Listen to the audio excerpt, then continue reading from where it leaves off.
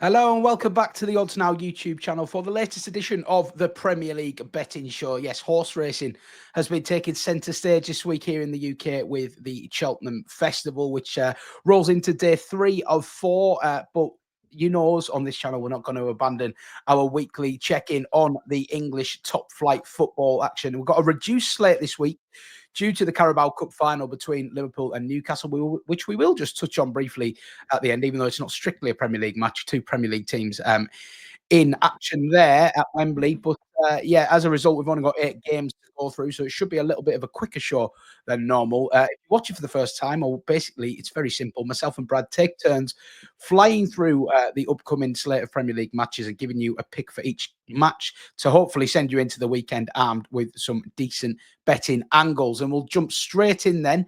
Everton versus West Ham. I'm going to tackle this one, and this is a 3 o'clock kickoff, no lunchtime kickoff this Saturday in the Premier League. So straight in with this one then. And yeah, as Brad knows, I flip-flopped with my selection here. I was initially going to put up both teams to score no at just under evens, but I've actually ended up leaning towards something at just over evens. Now, the quite contrasting form between these two sides. I was really hoping that West Ham had maybe turned a corner. They got a couple of good victories, didn't they, including a 1-0 win at Arsenal, which proved very damaging for the Gunners' title hopes, which have faded rapidly over the last few weeks. But maybe, just maybe, that was a bit of a false storm for West Ham, because they hosted Newcastle on Monday night, a Newcastle team that I thought would have one eye on the Carabao Cup final, a Newcastle team missing Anthony Gordon, such a key player for them.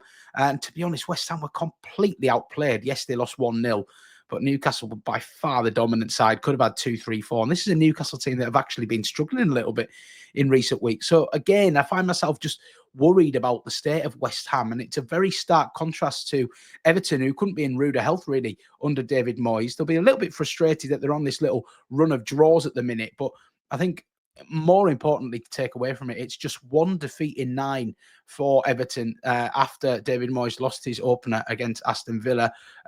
They've had some really impressive results in that run as well. A 2-2 draw with Liverpool, a 2-2 draw with Man United, where, to be honest, if you watch that game, Everton were home and hosed 2-0 up at half-time. They'd have been really frustrated to throw that one away. And then a couple of decent points on the road more recently against Brentford and Wolves, respectively. That was a tight game with Wolves. I actually think going to Wolves at the moment at this part of the season is quite a tough game, as they're kind of fighting for their lives, and home form imperative for them. So Everton, good value for their point there. Could have won that game late on. And I just think this is two teams in two completely different headspaces. Like I say, Everton, there's a feel-good factor around with David Moyes back at the helm. West Ham, they just seem to be limping, desperate for the season to end, I imagine, and Graham Potter to be able to reshape this heavy squad a little bit and maybe get a bit more of his ideas instilled into West Ham the same way he did with Brighton a few years ago. So I don't think it's absolute panic stations for West Ham. I just think they want the season over now. Whereas I think Everton, they're trying to go out at Goodison with a bang, aren't they? And you can see there's a real emphasis every time they play at Goodison to try and put on a show for those home fans as they get ready to say goodbye to their home stadium at the end of this season. For all the reasons mentioned, I am going to keep it simple. I'm going to back Everton. I'm a little bit surprised to see there's still odds against floating around on Everton. 23-20 with Sky Bet, the best price at the time of recording. And that's a simple start to this week's show. Brad, I think you've got a simple start for your selection as well, without giving too much away. Southampton Basement Club hosting Wolves, who have been in all kinds of trouble this season, but look like they're going to have enough just about to be safe. And this is a big game for them, big chance to get 3 points here. Yeah, I guess you can dub it a meeting between two relegation battlers, but it seems a bit of a stretch, really, when you consider each side's position. Wolves are now 6 points clear of the bottom 3, as you mentioned there, whereas Southampton are 14 points adrift of safety with 10 games remaining. Like the top of the table, the relegation battle is already looking pretty set. I think it's fair to say, midway through March now. Southampton have lost their last 5 on the spin in all competitions, picked up just 2 wins in the league this season. I seem to say this every week, so I'm not going to waste everyone's time by justifying why I think they're going to get beat again.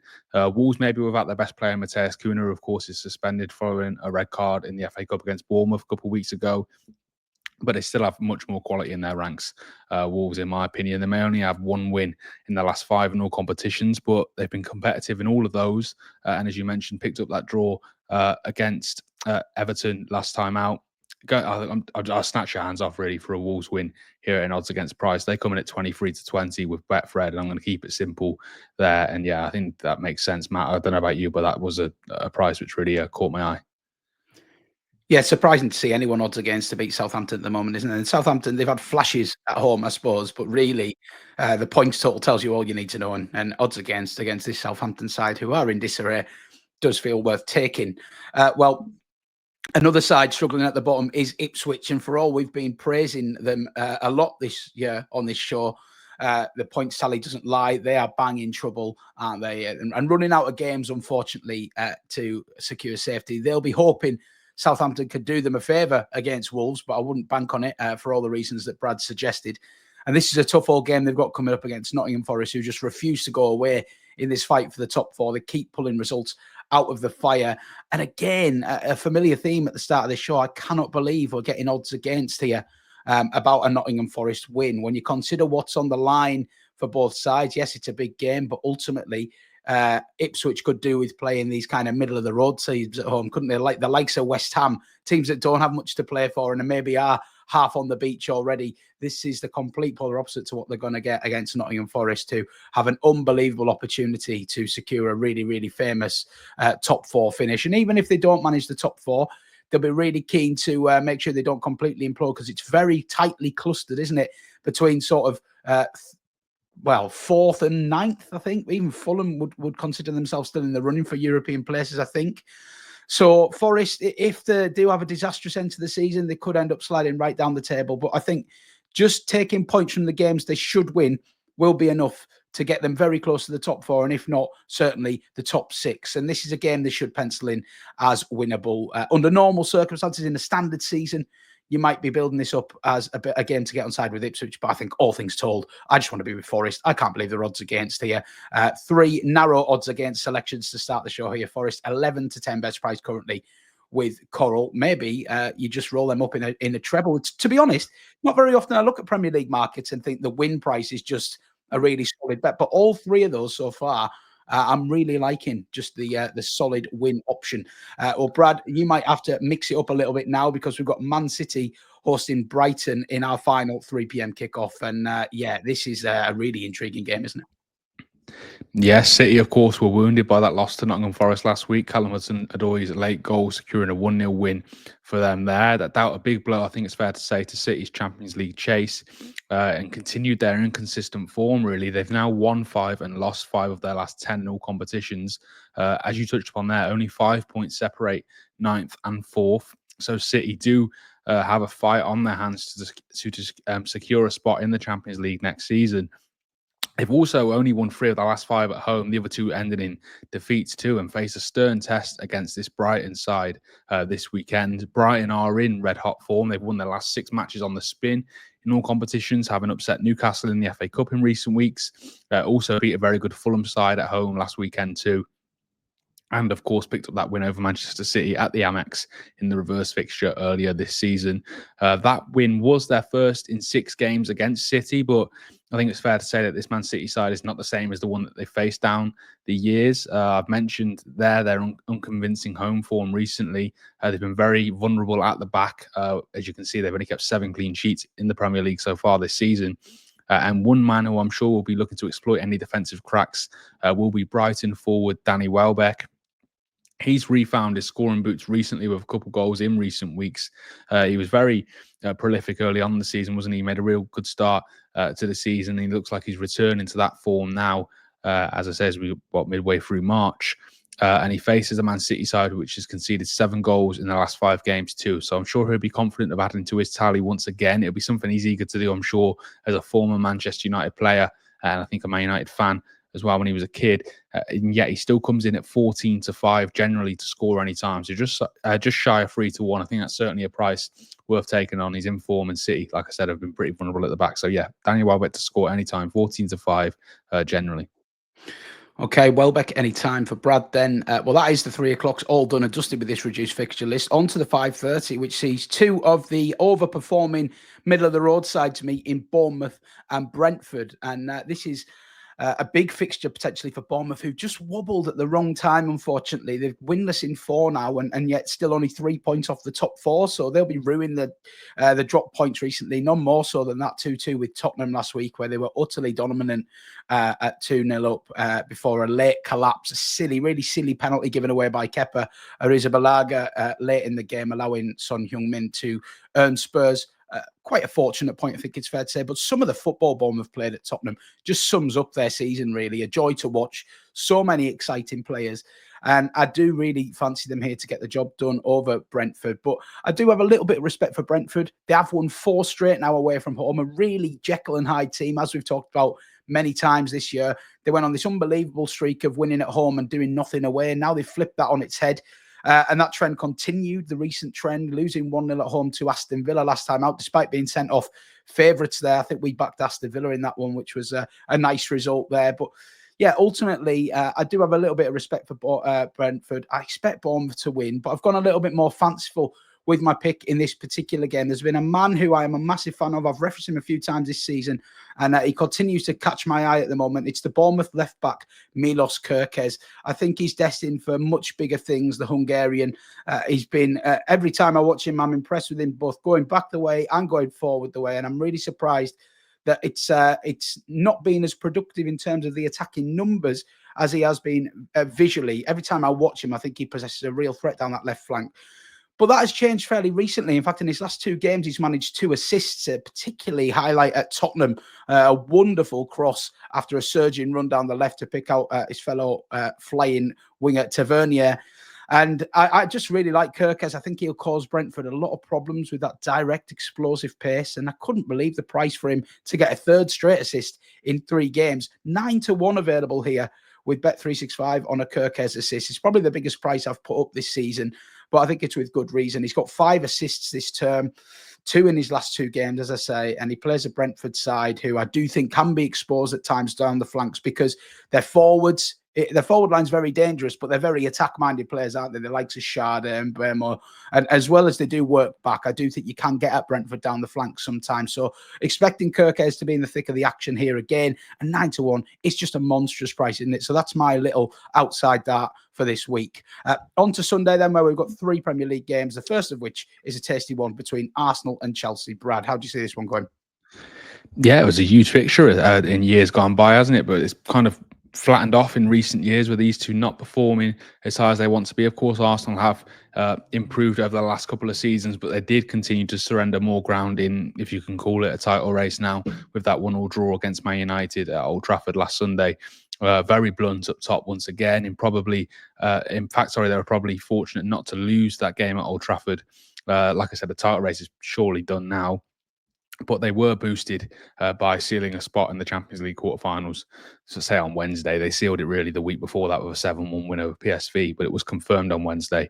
And they also face a Chelsea side who are themselves in the midst of a race for Champions League football next season. They've been very unconvincing in the second half of the season, I think it's fair to say.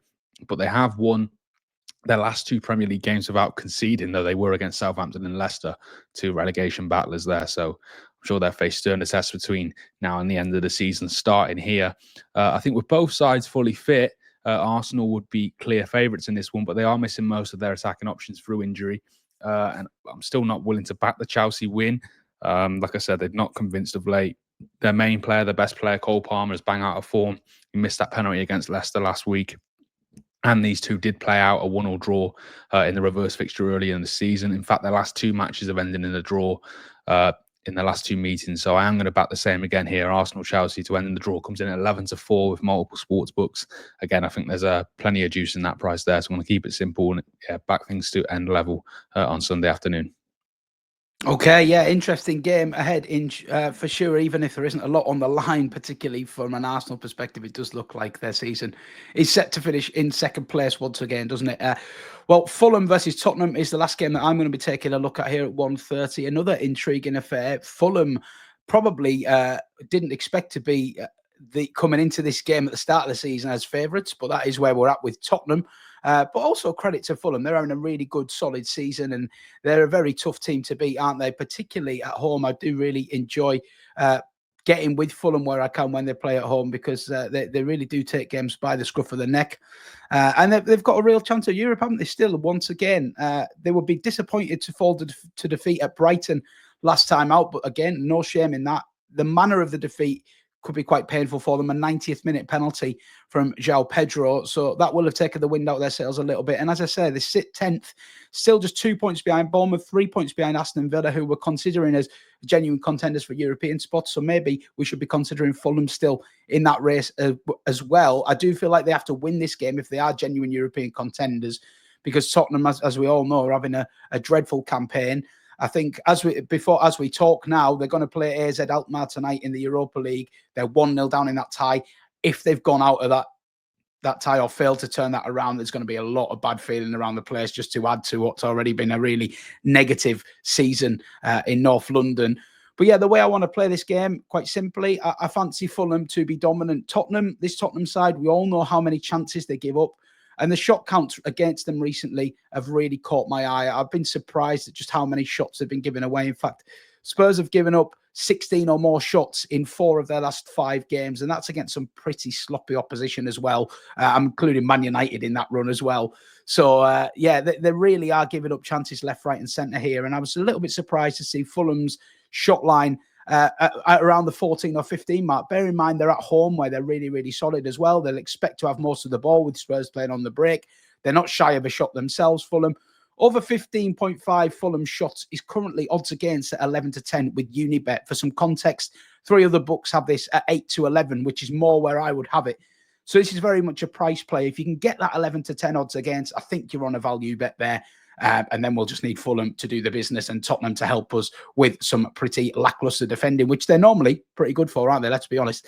Last game of this weekend slate is Leicester versus Man United. 2 teams I'm very reluctant to get with under normal circumstances. Yeah, exactly. It's a battle of who's worse, I think, really, this season. Leicester have lost their last 6 on the spin. As we've touched upon earlier in the video, and as you mentioned, their relegation battle looks pretty set now. A championship return looks almost inevitable for them. Ruud van Nistelrooy, of course, Leicester manager, will be coming up against his former club too. And it will be the 4th time these two have played each other so far this season. Man United won the reverse fixture in the Premier League with 3-0 scoreline. And they've also beaten Leicester twice in the cup. In both cups, sorry. And this will actually be their first time playing each other at the King Power this season. But yeah, the visitors aren't exactly in the best shape themselves. Of course, they picked up that point against Arsenal last weekend, but still find themselves 14th in the table heading into the weekend.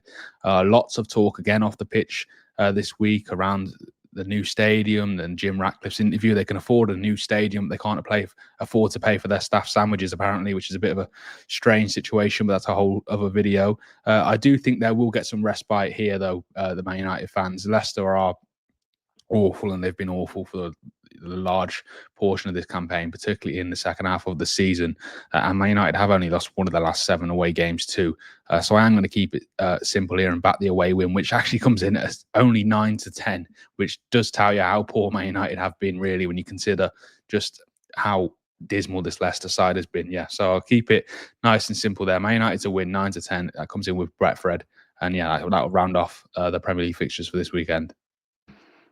Yeah, it certainly will, and hard to argue with it. Again, it is short. Man United at odds on.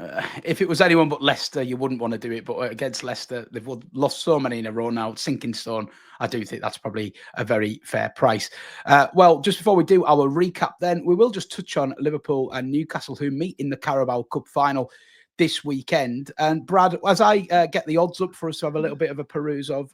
Tell me, obviously, you've got a Liverpool hat on there as a Liverpool supporter, but how do you see the game going? Because to me, as a neutral, it's really nicely poised.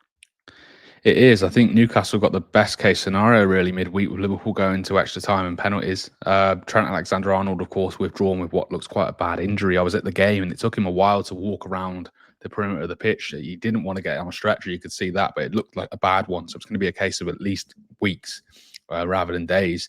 Konate also got withdrawn. That looked like as though it could be almost a fatigue issue. So I think Slot said he should be fit for the game on Sunday, but it does mean that Gerald Kwanzaa will probably be filling in at right back for Liverpool. And now if Newcastle, I'm sure they'd have been licking their lips at the thought of that if Anthony Gordon was available, but of course he's ruled out for suspension. And Newcastle are, of course, boosted by the return of Alexander Isak. I think he's going to be playing, which, he's had a fair bit of joy against Liverpool this season and in seasons gone by. Liverpool are favourites, rightly so, but it took a lot out of them on Tuesday, against PSG. Yeah, So I've it's got to poised. say, I agree with you. Liverpool are worthy favourites, but I think they're a bit short actually. When you think of the Yeah, context of a one-off game here, and all the things you mentioned about going to extra time, about the injury to Alexander Arnold, and it can be very difficult, to pick yourself off the floor after a damaging defeat like that, because there was genuine chances of a treble there, wasn't there? And I think going back to Anfield with a lead, there was an expectation Liverpool would get over the line. PSG, think it's fair to say, were worthy winners on the night. yeah. And it's a tough one for Liverpool to pick themselves back off the floor so quickly.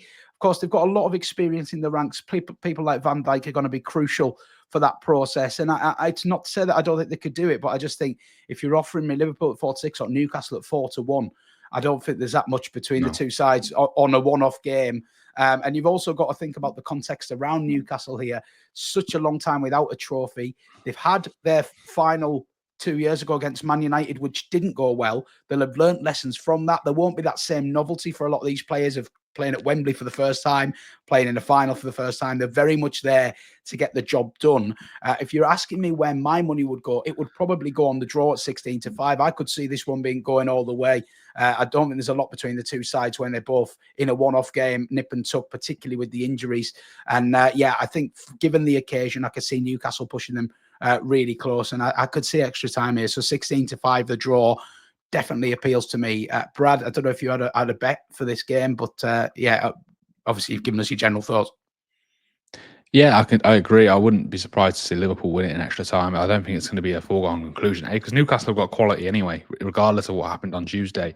I think one key area will be handling Mo Salah. If you look, I don't think I've ever seen a player handle him so effectively as Nuno Mendes did across those two games for PSG. Lewis Hall is, of course, out for the season, so it's probably going to be Livramento at left back for Newcastle. It'll be interesting to see how he handles that.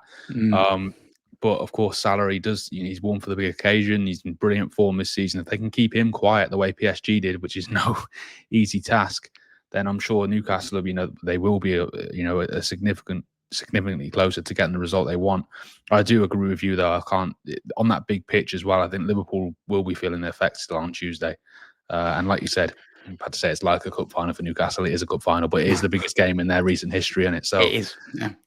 Yeah, it's interesting. It's interesting dynamics, isn't it? And I think that's what makes me want to play on the side of maybe the draw at 16-5. I don't know if Newcastle have quite enough to beat Liverpool over 90, but I can certainly see them pushing it very, very close. And I think the odds are probably a little bit too wide there. But that's our whistle-stop tour of the Premier League and the Carabao Cup final this weekend. Bit of a bonus game for you there. Just before we go, we will summarise our picks. Going with myself first. Let me get them banners off. I always forget to do that. Everton to beat West Ham 23-20. A lot of win selections on this week's show, which is unusual, I think it's fair to say. We normally go a bit more creative, but when the value's there, you've got to try and unearth it. I mean, Nottingham Forest to beat Ipswich again, just over odds against. I make that a good bet. Milos Kerkez to get an assist. That is my swinger, but I do think this is a man banging form for a very, very exciting team in Bournemouth. 9-1 he is to get a third straight assist. And Fulham over 15.5 match shots, mainly because of the price, 11-10. Other books have this 8-11. I think it's a great value bet with Unibet if you can get on against a Tottenham side who do tend to give up quite a few shots, I think it's fair to say. My nap, if you was pushing me, I would probably go for Forest odds against to beat Ipswich. I just think in the context of their season, it's a massive game. I expect them to get the job done there. Brad, your 4 picks are Wolves to win against a hapless Southampton side, odds against 23-20. Danny Welbeck, anytime goal scorer against Man City is 40-5. You've got a draw in Arsenal, Chelsea, and Man United to get the better of a sorry Leicester team. What would be your best bet? There's, I think the top one and the bottom one quite tight. Yeah, the most confident will be the top one, but I do also think that Arsenal-Chelsea game's just got a draw written all over it when based on everything from this season. So, but yeah, I probably will go for Wolves just because Southampton are abysmal. Okay. Well, we don't have many win bets on this show. So if you want to get with the fourfold, Wolves, Man United, Everton and Forest, that could be the way to go. Are we good judges? We'll soon find out. Record for the season says not bad, actually. But thanks for watching this week's Premier League betting show. I hope you enjoyed it. Let us know what you're backing this weekend in the comments, and be sure to give us a thumb up and subscribe to Odds Now for the latest betting content. We'll see you again very soon. Thanks for watching.